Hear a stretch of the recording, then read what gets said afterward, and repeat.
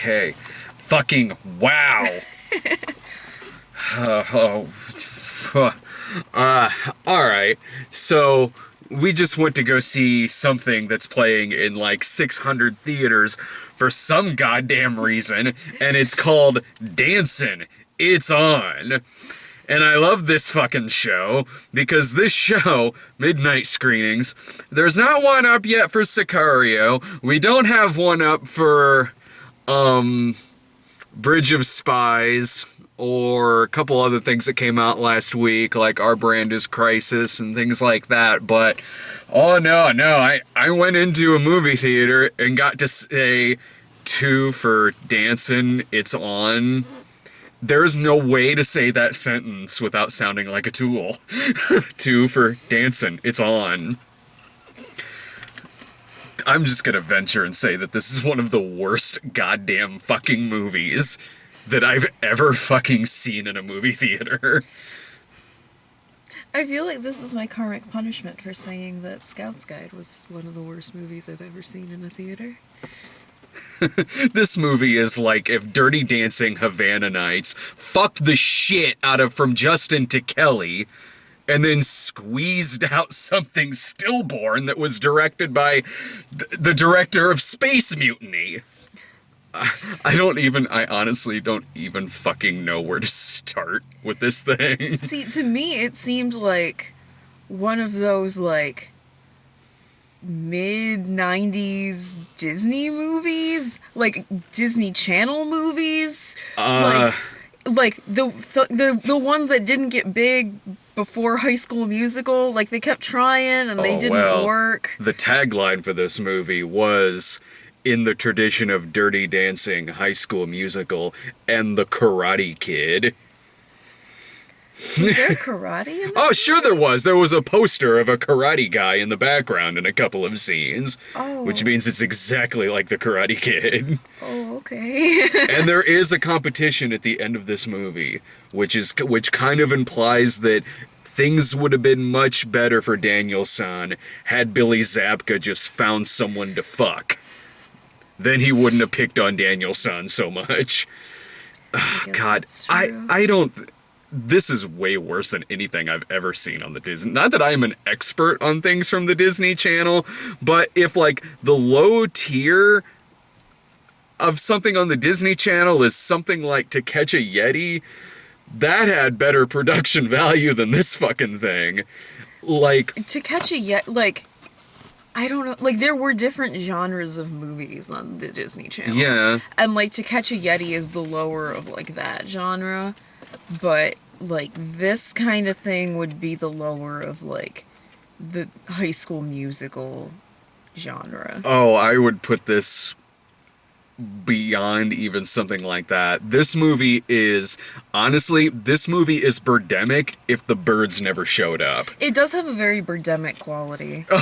Very! Oh, my lipstick looks really black in this light. You look gorgeous. Now people on your site are going to think I'm goth again. It's purple!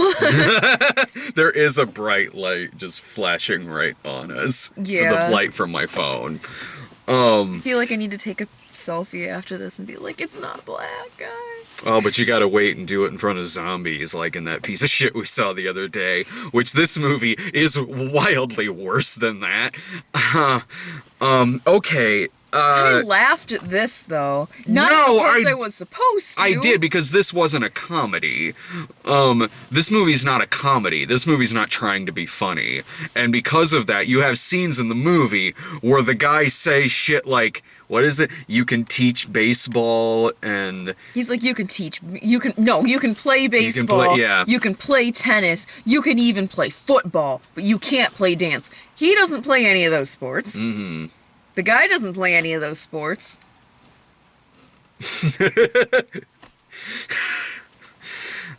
So how this movie starts out is there's blonde August or Jennifer.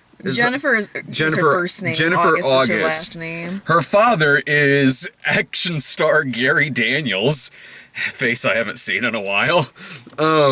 Is Gary Daniels is her father, who owns a chain of hotels, I believe. So she hasn't seen her father in a while. She goes to visit her dad, and our first introduction to our two star-crossed lovers in this movie are, let's see, it's Ken, the Rico Suave dude. His name is Ken, and god damn it, this movie makes the lambada look like Saturday Night Fever. So it's Ken and Jennifer. Those are our two love interests in the movie, and the first scene that we get, this is right after there's a title card on screen that's only there for like a fraction of a second and leaves, so I guess we didn't need to fucking know what that was. It's like 2 frames. It was 2 frames. Whoa, we gotta get this in under 90 minutes. Get that fucking first title card out of there. Let's just cut right to montage of dance. The opening credits are literally like if you just clicked the like insert text on like a video editing software. It's just like typed in there. Yeah, it looks like they're doing the opening credits, but also maybe calling a football game. So it's the girl is dancing at her school. The dude is dancing at his job because he's a dishwasher. So he's dancing and washing dishes and dancing to work, dancing home from work. She's dancing to class, for all I know, dancing in class. And then she and her two... No, the scene where she's dancing through the halls is like the weirdest shit to me. Because like, okay, well, he's dancing at work, but, like, he has headphones in, and I feel like, you know, if you're a dishwasher, I guess that might be somewhat acceptable. Like, it would be weird, but not like, oh my god, what the fuck is wrong with that guy weird? Okay. Like, the scenes that are, like, juxtaposed together is him, like, he's, like, washing dishes and kind of, like, grooving along and, like,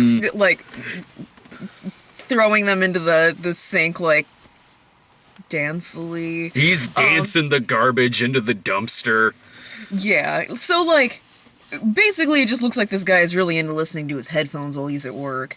Actually, it's kind of like the non-comedic version of the first scene of Scout's Guide, because that opens with the janitor dancing with his mom. It's basically just like that, but, and then the first scene that it juxtaposes with that is her, at cheerleading practice. Which makes sense, like that's a place that people Which is filmed like it's just some creeper in the stands filming the cheerleaders. Yeah. That's how a lot of stuff in this is filmed. Also, you know, because in the first couple shots of her, they're group shots, but you know who our main character is because she is always wearing an outfit that is slightly different than the rest of the team. Like... all the other cheerleaders are wearing, like, long sleeve, like, long sleeve, like, it's a completely different uniform. They're wearing, like, long sleeve tops, like, crop tops, and, like, I think the skirts are even a little bit different, while she's wearing, the cheerleader captain, but not the captain, because he comes into it later. But she's wearing, like, one of the, like, dress ones, so it's, like, a tank top dress.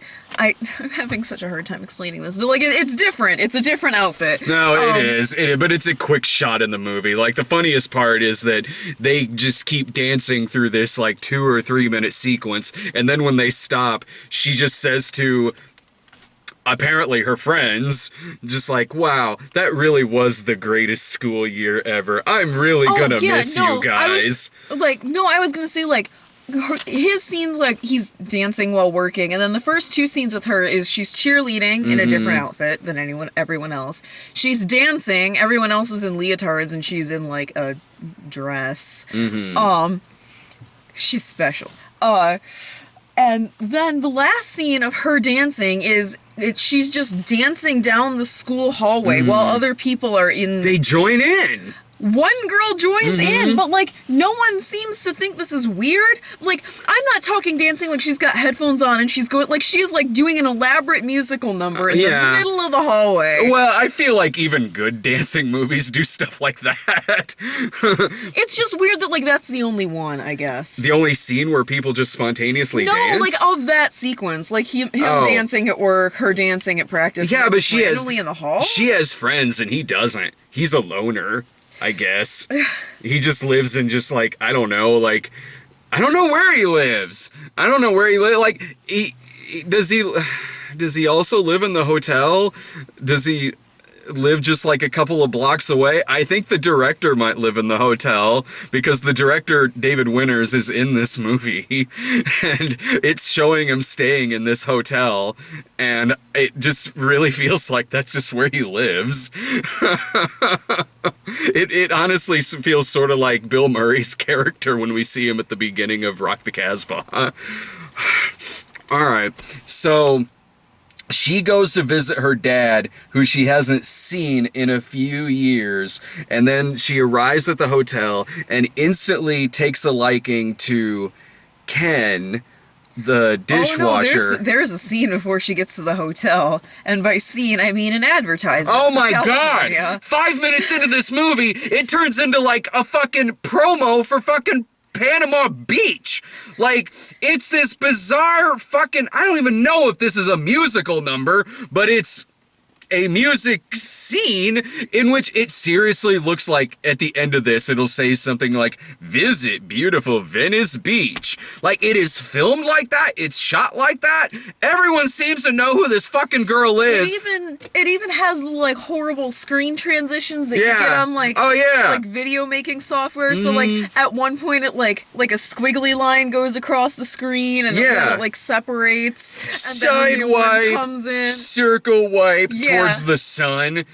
And yeah, everyone in the street is just waving at her in her car, and there are guys getting haircuts and shaves from barbers, not in a barber shop, but in the middle of the street. There's like a mime who's riding along with her. Yeah, he picks up her bags at the airport. And she appears to be them in a golf cart? Yeah. She appears to be in a golf cart. And this scene goes on so long, and she goes down so many streets. I feel like they've been driving for 2 hours to hit every single street, so every single person of every age and occupation in Panama can fucking stop and wave to this royalty, I assume? They do kind of treat her like she is legitimately royalty. Like, even at the hotel, like, they legitimately treat her like she's, like, a fucking princess. Yeah. It's weird. And not, like, they are just very nice to her. They treat, like, they legitimately, like, they refer to her as, like, Miss August, or the August girl. Including, like, her peers. Like, is she supposed to be, like, Paris Hilton? I guess? But, like, okay, the name of the hotel that this dude owns is the Hip Parade Hotel. I thought it was the Hit Parade. That's what I meant. Oh, the okay. Hit Parade. Yeah, Hit Parade Hotel that's run by, well, not run, but the doorman for this He's literally thing. just the doorman. I don't Oh, the door. He calls himself the captain, and he looks like Jar Jar Binks for one thing. Like, he is the token black guy of this movie, he's the only black person in this film, and he just occasionally it will show, and it's always the same too. There's a girl, like, always wearing some kind of animal print and rolling with someone on. Like, there's like performers that you see in the apparently the theme of this hotel is that people who are performers stay here, and yes, and they just hang out in the lobby for the first half hour. It is just the same people in the lobby every single time. Like, there's the same girl on stilts. It'll be a night shot. That same girl on stilts is just walking in the lobby, and then it'll cut to the morning. This same girl is just walking past the building, and then the same couple that are dressed as Rhett Butler and Scarlett O'Hara from The Godfather, Gone with the Wind, are just standing there just saying, like, frankly, my dear, I don't give a damn. And in case you didn't know what the fuck that was from, yeah, she goes, Gone with the Wind, my favorite movie. That's your favorite movie? Really? All right, Grandma, settle down there. And then the fucking guy who's the clerk, it cuts to the fucking clerk twice, who holds up her room key that's 2B, and he says, 2B, or not to be. And I'm like, dude, man, you were fucking waiting all day to give that card. They do that a couple times too. Oh, There's a scene where he's like, the guy's like, flipping through like paperwork, and he's like, Romeo, Romeo, wherefore art thou, Romeo? Ah, Samuel Romeo, I found him. You motherfucker, you're just waiting for shit like this to happen. Like, apparently you can't stay at this hotel unless you have a Shakespearean name. According to this guy. But, maybe all the rooms are 2B. No, they're all either 2B or not 2B, so he can use that joke every single time. Yeah, he can. He just never fucking actually asshole. gives the 2B card to anyone. He goes 2B or not 2B. Just give me my fucking room, man.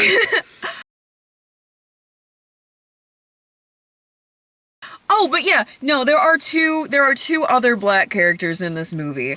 One, there were? Yeah, but they're not, like, we kind of got off subject, but they're people who are in the hotel lobby.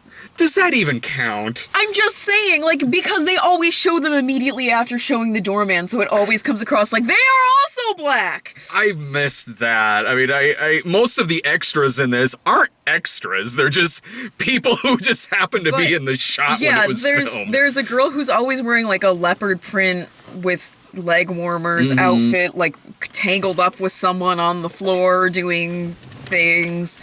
And then there's always like a heavy set black woman anytime there is like a crowd shot cheering. Those are the other black characters. I remember when the couple kisses at the end and the redneck guy is like, "What are you waiting for? Just kiss her," which is obviously filmed later and inserted into the shot because none of the main characters are reacting to those people yelling shit to them. And I understand, not that they would have heard them anyway, because I'm positive this movie was filmed without sound. This movie was obviously filmed without sound, probably because you could hear the sound of the fucking city going by in the background. You could fucking hear the sound of the ocean in shots. So every shot in this movie is fucking 80 yard. It looks like you're watching like Ninja the Mission Force. It's so 80 yard. Admittedly, yeah, the words are syncing up with the lips, but it is so 80 yard. Like, it's the sound quality of that fucking scene from Saving Christmas where the guy holds the fucking mug up to his face. There's a lot of shots like that in the movie where the dude will turn around and you can't see his mouth move, and they obviously dub something over him where he's saying shit like, "Yeah, guess I will get back to work, or something like, I can, even though your head's turned, I can tell your mouth's not moving." But we gotta talk about the captain. Oh god, yeah, I'm sorry. Just this doorman who looks like Jar Jar Binks, who it is just his purpose in the movie to dance on screen, give them obvious advice, and then dance off. So he'll be like, "Wicka, wicka, wicka, just remember, girl, it's always darkest before the dawn." What? Fuck this guy. What the fuck? Every time this guy comes on screen, like, it is the most important thing in this sad man's life is whether or not Paris Hilton will end up with a guy who maybe auditioned on American Idol. I don't know. Or So You Think You Can Dance. What's How weird you doing, is princess? that he seems to, right back at you. like, he just seems to agree with however she is feeling, because she, like, goes very, very abruptly back at, even in, like, the first scene she has with her dad, she goes back and forth between how she feels about him. Like, at dinner the night before, she's like, "I'm very angry at him because he has not contacted me in 3 years." That's how her she dad. acts. Yeah. And then, like, they actually, like, meet up at the hotel, and she's, like, super stoked to see him, until he makes the mistake of saying that they had only been apart for 3 years when they had in fact been apart for 5. And so then she's angry, and then, like, 10 seconds later, she's fine, and, like, there's, like, a brief scene where, towards the end, he can't go to her dance concert, but then can.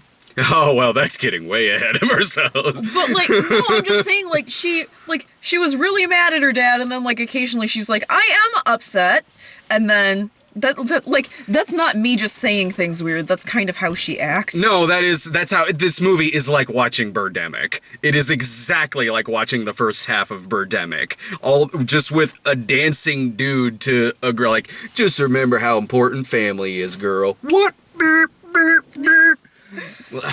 Fuck. Yeah, like this dude, the captain always agrees with how this girl is feeling. So if she's So does the upset soundtrack. about Danny, like he's like, he says some like, we haven't even said who Danny is. Danny's not Daniel-san. Daniel is Danny. Yeah, Danny. Danny is like kind of the villain of this movie, sort of. he's the villain when they need him. Like half the time I'm kind of like, he has a point. Like, okay, so this girl's dad is like insistent that she has to go out on a date with the I don't even know he's higher up in the hotel. He's a bellhop. Is he? Okay. Yeah. The bellhop. And which apparently makes him Ken's boss, because when you're a bellhop you're in charge of the dishwasher. Duh.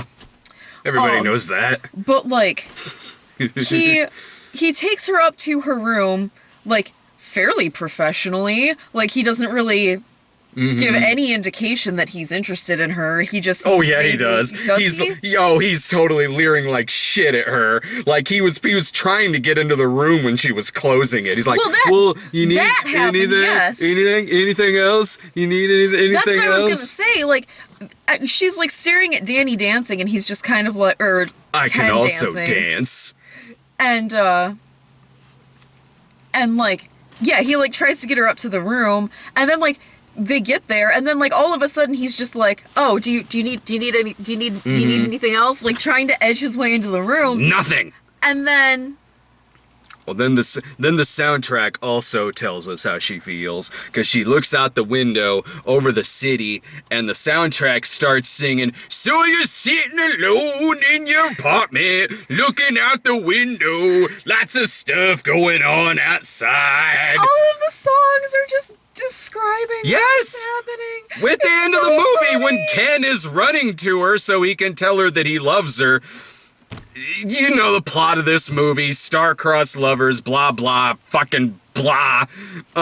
So the end, when Ken is running towards her, it starts playing like, I would walk 800 miles just to be with you. Song lyric in the movie. Because it's like, it starts out with like, I would run 1,000,000 miles just to be with you. And then, like, I would swim with a shark just to be with you.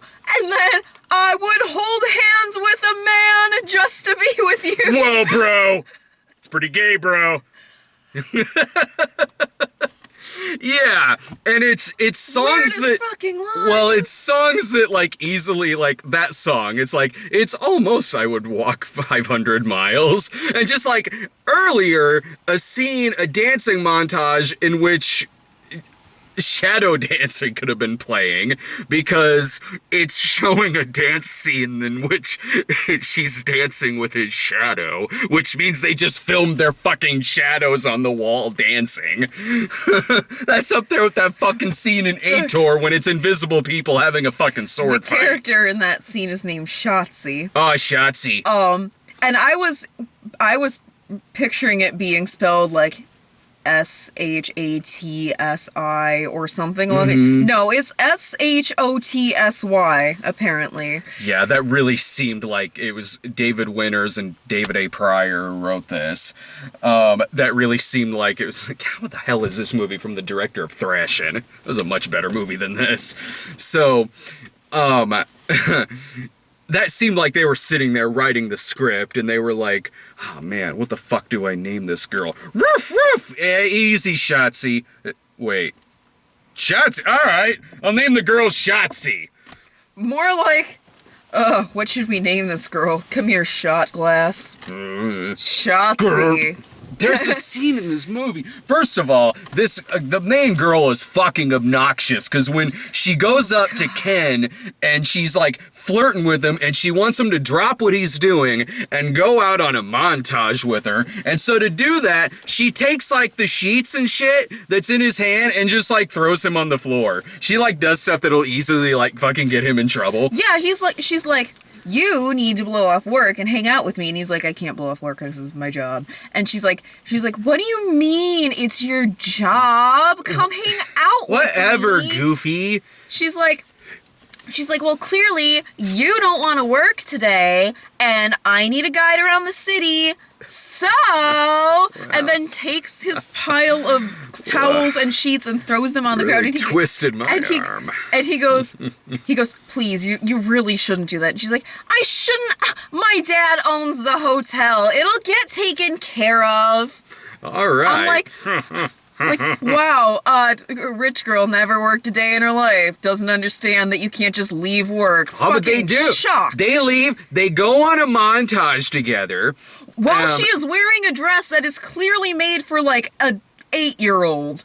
That, like, it does not even remotely fit her. That was nothing compared to the lack of wardrobe Shotzi was wearing later on. Yeah, Shotzi walks up to Danny. Practically wearing just a bra. Yeah, she's wearing like a bra and leggings. It's like a long line bra. That's and then literally Danny says, aren't you a little overdressed for dancing?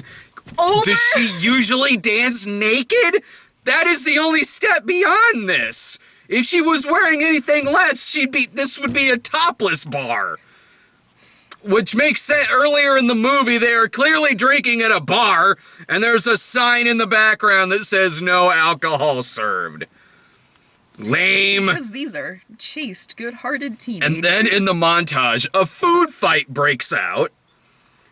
I think my favorite thing about that is, like, she throws ice cream at him, he throws it back at her, and then, like, without a second's hesitation, everyone in this entire restaurant is now like, it isn't like, you know how, like, the usual food fight trope, like, he goes to throw it at her, but accidentally misses and hits someone else, so hey, what's the big idea? No, it's like, bloop, bloop. Everyone now food fighting. Yeah, everyone in this just starts fucking throwing food at each other, and I hope to God that scene was guerrilla shot. Like most of the fucking audience shots in this fucking movie that are totally fucking guerrilla shot. Which, I mean, respect. I've done that too. You've started a food fight in the crowd. Well, that, yeah, but most of my earlier movies were guerrilla shot. Oops.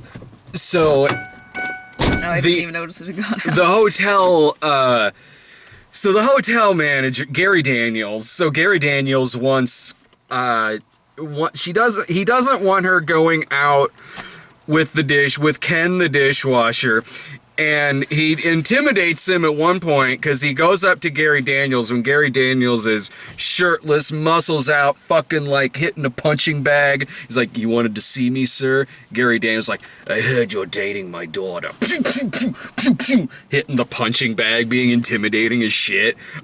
Yeah. And this is after he says to Danny, like, "You make sure those two don't keep dating." It's like if, like, fucking Cobra Kai was a dating agency. You know what to do. Break up their date. Yes, sensei. Okay. So Ken, well, she goes up to Ken and says, "Don't be mad. My dad is making me go on a date with this Danny guy." And she makes it completely apparent to not just Ken, but Danny, that she is not interested in Danny. To the point Danny's like, "That's rude." She was kind of rude in that scene, though. Like, but at least she was like, she was being honest. I mean, I feel like she could have been on, like, he's like, hey, so I heard that your dad convinced you to see the city with me tonight. I'll show you this really cool beach. And she's like, well, let me tell you something. I'm only doing this because I don't want to, and I've already seen every single beach and every single store in this entire city. Like, That's rude. he's like, well, that's a little rude. And she's like, I'm sorry, I'm not trying to be rude. This scene, though, plays out way more awkwardly than... I feel like we're acting a million times better than the acting in this movie. This is like shot, acted, and edited like if this same conversation were to happen in Birdemic. Like really awkward pauses and, wow, that's rude. And I think I might even be giving it more emotion than that. But, so... Well, like, she weirdly overacts and he weirdly underacts, so he's just like, wow, that's rude. Like, but Ken... like, when she tells him this, he reacts to this as if she just said that she cheated on him. Like, he gets pissed off, and then his original dance partner is Shotzi. And so he goes into the room where Shotzi is, and she's like, what, is something wrong? And he's like, I just want to be alone! And it's, motherfucker, you walked in here! He walks in and he goes, all right, I'm back for practice, and then like turns on the boombox and goes like this, and then he's like, no, you know what, I'm done. And she's like, what do you mean you're done? And he's like, I can't do this, I can't practice right now. And like she's just sitting there, like, he's like, I can't do this, I can't practice right now, you gotta stop doing this to me. And she's like, well, I mean, if we don't practice, we're not gonna win the thing. And he's like, man, all you care about the thing, and I can't be here. I don't want to be here right now. I just want to be alone. You need to leave me alone. And then storms out, and I'm like, you went there to practice, and then yelled at her for making you practice? Like, okay, yeah, to be fair, she was on board with the practicing thing, but, like, he made it sound like he was never practicing again. He has a dance storm out where he's really he's anger dancing. Like, this is where the It's On comes in, because he starts, like, beating on the wall, and then, like, drums kick in, like, every time he beats on the wall. Like, he's fucking anger dancing down the street, down the fucking sidewalk, and then it cuts to a helicopter exploding. This happens. It cuts to, this is so fucking random. It would be like if you were watching Footloose and someone spliced Apocalypse Now into it. Because suddenly a helicopter explodes, and the reason it cuts to the helicopter exploding is because the old man who's staying in the hotel, David Winters, his son died in the war. In a helicopter explosion, I guess. So he died in a helicopter explosion, and that was a nightmare he was having, because it cuts to the helicopter explosion and cuts back to David Winters waking up from a nightmare. And then David Winters meets Ken out by the pool, and then Ken's like, man, what do you know about dancing? And then David Winters like, I know a little bit. And starts like fucking doing this dancing routine. He did choreograph Roller Boogie after all. So he does this dance routine and leaves, and then it cuts to a close-up dramatic shot of Ken, who says, huh, he must be a dancer. Really, motherfucker? What was your first idea? Was it when he started fucking dancing in front of you? David Winters then becomes the Mr. Miyagi in the movie. And he didn't want Ken calling him Pops at the beginning of it.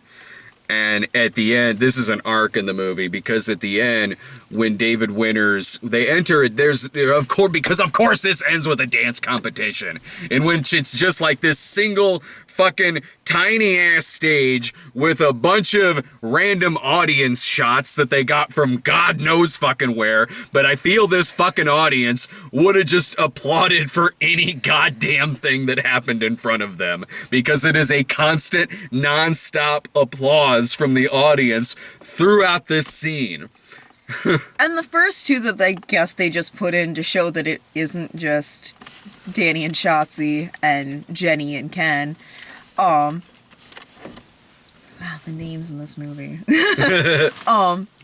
That it isn't just those two people. There's two other dance pairs who dance, and like, oh my god, was that weird and painful to watch. It was painful to watch because I wanted this movie to be over. This is the last half hour of the movie. It's this dance competition. And it would be like if you're watching a dance movie and it shows the entire routines from like 3 or 4 different sets of dancers that we've never seen in this entire fucking movie.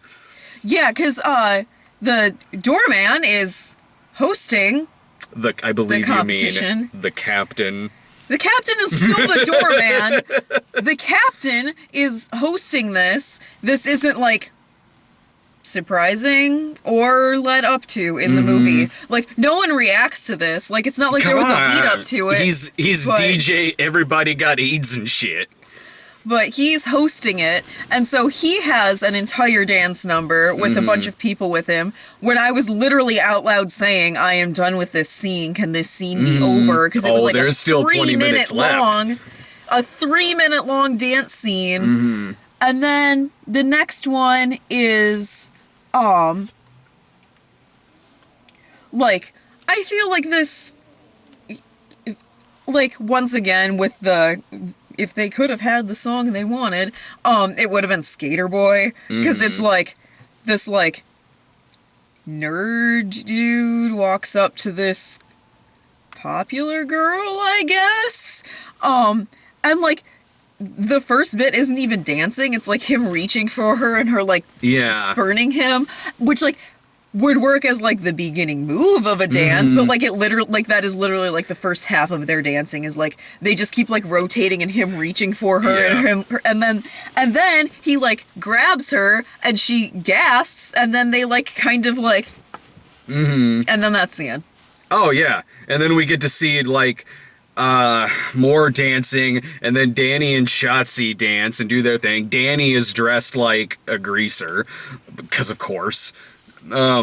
And she's dressed like, I don't know, she's got like stockings on and shit.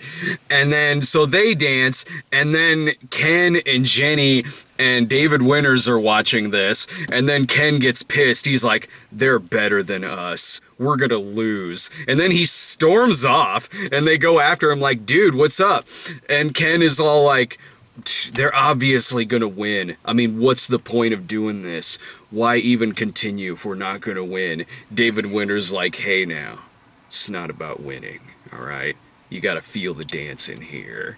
Just right in here, alright? And this was like something of a recurring motif because like Danny and Shotzi, like, Shotzi and Ken were originally dance partners, and then Jenny wanted to be part of the thing, and then got really mad that Ken and Shotzi were dance partners, which is weird because he had told her that previously. She asked, who was that girl? And he goes, my dance partner. Apparently she thought that meant person I don't dance with ever. Then shots. He goes and he's gonna dance with Jenny now because they get back together. And then Shotzi goes up to Danny and says, well, they've gotten back together, so I don't know, you want us to be like dance partners? And then Danny's like, okay. And at first he goes, oh geez. He literally goes, oh geez. He goes, oh geez, when the heck did that happen? And then no, he says something else in there too. I'm trying to remember. Oh jeez. He goes, oh man, jeez, yeah. When the heck did that happen? Oh man, geez, when the heck did that happen? So then they agree to like be dance partners, and she goes, I just want you to know one thing though, winning is everything to me. And then Danny goes, Shotzi, you're my kind of girl.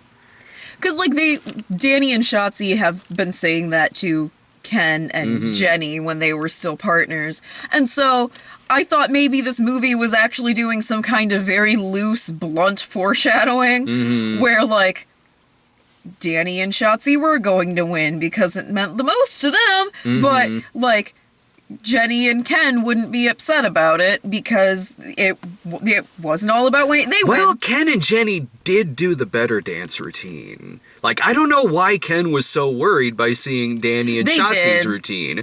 Like, so Ken and Jenny did clearly dance. There are fine dancers in this movie. I'll say that. Like, they're really talented dancers. So, but one of the best parts of this scene, though, of the ending dance thing, is that earlier when Jenny is talking to her dad, to Gary Daniels, she says something like, I'm in love with Ken and I'm gonna dance with him. We have the dance competition coming up and I want you to be there. And he's like, oh, honey. He's getting a foot massage during this, by the way. And he's like, oh, honey, I can't, like, I've got the shareholders meeting that night. And she's like, oh, okay then. Fine. And then she leaves and she's all sad. And then he looks at the woman giving him the pedicure and says, like, hey, will you get my ex-wife on the phone? All right. And scene. So there's a lot of scenes like that where it's just like, and scene. What was the one where, like, there's like a 1 minute scene where it cuts to the date that was a 10-second scene. Yeah, the date that Jenny and Danny are. God, all of these names sound so familiar. I didn't even notice it in the thing, but like actually saying them, like Jenny, Danny, Shotzi, Jenny, and Ken. Well, like Ken and Jenny. Yeah, Kenny, Jenny, Danny, Yeah. Shotzi. Ugh, these all sound like Adam Sandler characters. They end in God. Y. But yeah, when Jenny and Danny are on their date, it cuts to them very briefly. Mm-hmm. This is the entire scene. Are you having fun? You could at least try to have fun. I'm trying. And scene. And then when her dad's like, I don't want you seeing that guy. And she's like, I lost my appetite. I'm not hungry anymore. And stands up and she only had a piece of bread on her plate and that was it. I feel like they could really only afford bread in this because later on when Danny comes up to her, he's like, I brought us breakfast for two. And she goes, what about our date last night indicated I wanted to have breakfast with you? He's like, hey, come on. And it's just like two plates and they both have just a slice of bread on it. It's like two plates with bread and 2 things of orange juice and a pitcher, presumably with orange juice. Mm-hmm. That's breakfast. So then at the end, it shows the dad and mom in the audience, and then they're like, yay, clapping, and Jenny sees them and is like, oh my God, what are you doing here? And then the mom's like, he called me. And then they both give each other a kiss, which severely indicates that their power of dance has brought her parents back together. Not with dialogue or conversation or anything, but dad calling the ex-wife and saying, our daughter's in a dance competition. I don't know, maybe we should both be there. I've been kind of a dick throughout this movie. He really gave up on that really fast, wanting to break those two up. It would be like at the end of Karate Kid if, like, Cobra Kai was suddenly cool with Danny. Well, I mean, to be fair, like, there was that part where, like, when he goes down into the basement, he's like, he doesn't really say, he's like, I heard that you were dating my daughter, and he's like, yeah, I have been, and he's like, well, I don't want you doing that until you can prove to her and me both that you are deserving of her. This is mixed in with him saying to Danny stuff like, make sure that they don't date at any cost. Like, this guy is two different people. On one level, he's just concerned dad. On the other, he's like a fucking mobster. Yeah, there are, like, weirdly mobbed-ish moments in this otherwise not mob-related movie. It doesn't help that it's Gary Daniels who's still ripped as shit and is punching the shit out of a punching bag. Oh my God, I'm sorry. I know that we are way past this point, but, like, the part where we were talking about, like, like the dude on the beach being like, just kiss her already. They scroll over. This is the song leading up to this was the one that had that weird I would hold hands with a man if it meant I got to be with you. It cuts to like these two guys laying there, and the one dude is like, that's just so incredibly sweet, and the other guy goes, it reminds me of us, and they look into each other's eyes, and it's just really bizarre. Like, not that like them being gay is bizarre, it's just like this really odd, like the one dude is like so aggressively flamboyant, like no, they both so weird. They both like they both are really aggressively flamboyant, but it's like it's awkward like most things in this movie, where the scene ends just with them kind of like, you know, like, what universe is this? This same universe that has people getting a shave and a haircut in the middle of the street. There's a part where the sad montage is going on and the luggage mime shows back up to indicate that the scene is sad, and he's standing outside of a shark's mouth that's the entryway into some bar or hotel that's shaped like a shark's mouth. Mime shows back up. Sad. Every side character in the movie is like, this love story affects them somehow. Whether it's the captain, this mime, David Winters. Oh, and at the end, when like the arc of like he calls him he's able to call him Pops at the end, and then David Winters goes, "That's all right, son." Like, this is psychologically very questionable. This is one of the worst fucking things that I've ever paid to see in the theater. I know I said that at the beginning of this this review, but thinking about it, like, there are, for every million things that we are talking about here, there's a million fucking things that either I'm forgetting to talk about or hard to talk about, because this is the kind of movie that's almost impossible to fucking talk about unless you can show clips of it. The acting, the dialogue, the fucking characters, the editing, this whole thing just seems like somebody just shot a fucking vacation video and edited it into a fucking movie and somehow got it into 600 theaters at this ghost town of a theater we saw it at. Yeah. This theater is strange. We're at a United Artists Theater about 30 minutes outside of Detroit. It's in Walled Lake. Walled Lake? Yeah, we're in a place called Walled Lake at this United Artists Theater, and this movie's like the fucking biggest disaster I've seen associated with United Artists since Heaven's Gate. And I like Heaven's Gate. United Artists probably didn't like it very much. So this theater is weird. This theater, it's like oddly beautiful, but at the same time, it feels like a theater that's in purgatory. It's oddly dark. Like, you walk in, and there was just, like, one guy in there. Like, 2 for Dancin, it's on.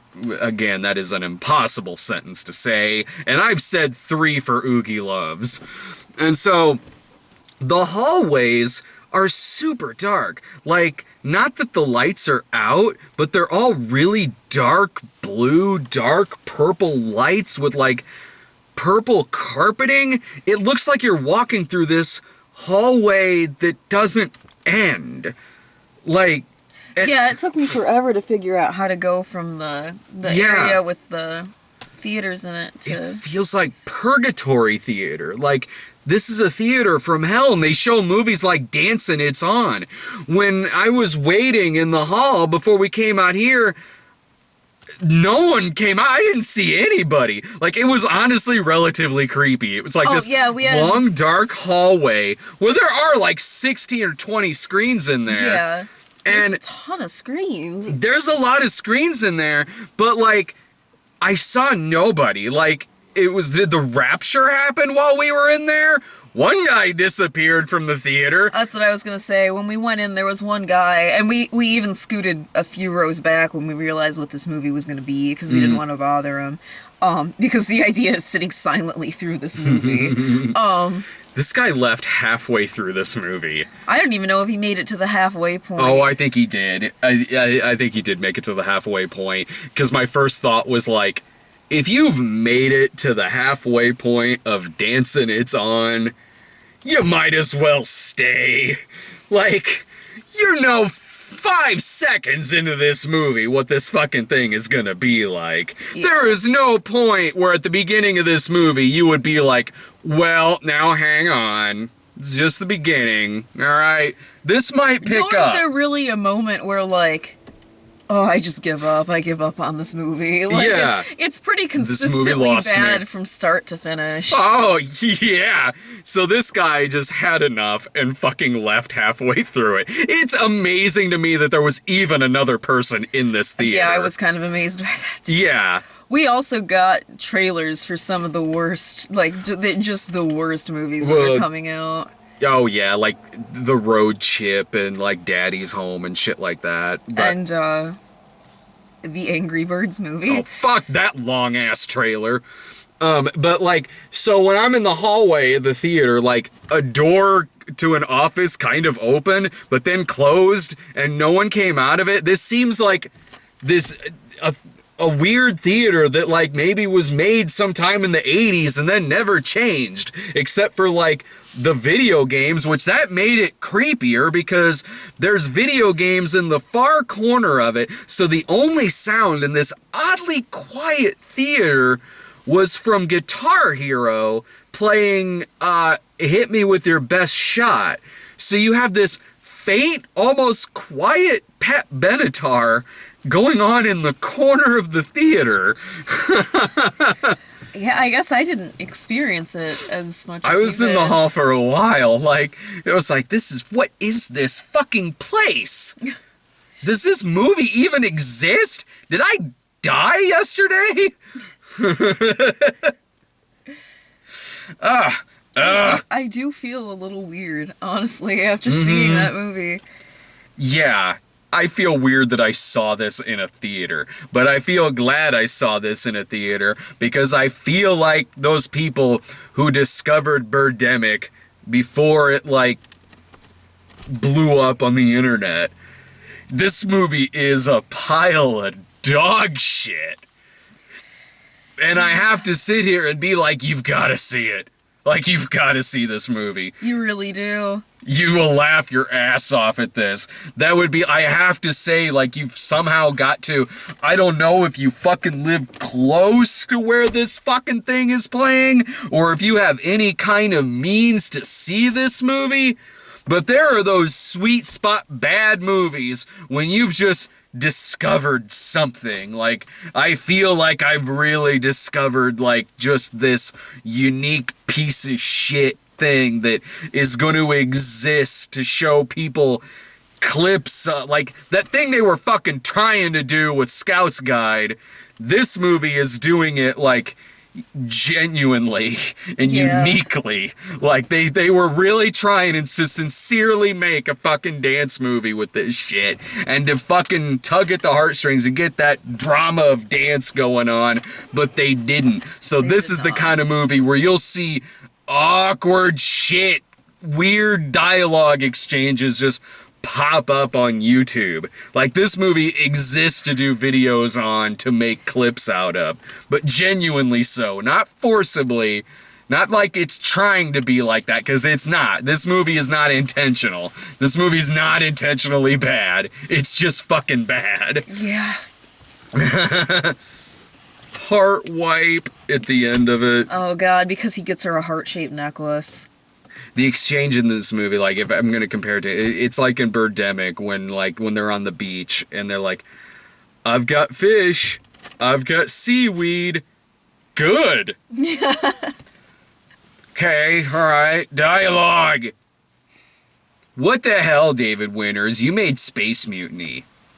What the hell, David Pryor? You wrote Rapid Fire. A lot of the interactions between Jenny and the rest of the staff is a lot like that. Like, here is your room key, to be or not to be. That is the question. Ha! Well, my final thought on this is, Oh my god. This is just one of this movie is one of the fucking worst. Like, and I mean that in a way that says, like, somebody else please go see this movie so I'm not fucking crazy. So I'm not fucking crazy and didn't just stumble into fucking Purgatory Theater and watch something that the devil made. David Winters looks kind of like the devil now. He looks kind of like I will probably look if I reach the age of 80. Cross between, like, old me and Joe Pilato. Or Joe Polito. So, yeah, Dancin', it's on. I've seen this fucking movie, but I haven't seen Sicario yet. I'm a fucking idiot.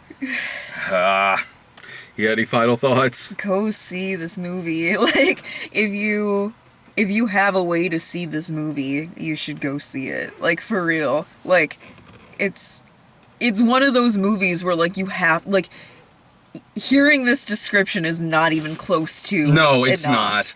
not. Like, this is one of those things that you just have to experience for yourself. Like, go watch this movie and then fucking make your own video on it and tell me what you thought. Like, 'cause Yeah.